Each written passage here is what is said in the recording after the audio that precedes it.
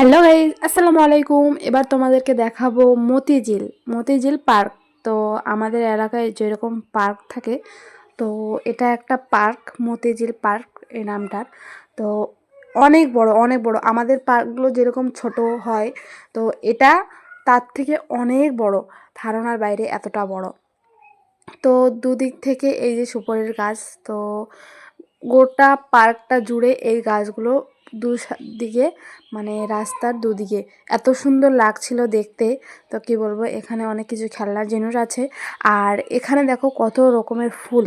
তো এটা হচ্ছে গাঁদা ফুল। আর এখানে ফুলটা বেশিরভাগ আমি দেখেছি অনেক জায়গায়। তো যাই হোক, এখানকার পরিবেশ এতটাই সুন্দর, কি বলবো। আর তোমরা এখানে কে কে গিয়েছো অবশ্যই কিন্তু কমেন্ট করে জানাবে। আর এই দেখো রাস্তাটা দিয়ে হাঁটছি, আর এতটাই সুন্দর লাগছে, দুদিক থেকে গাছ।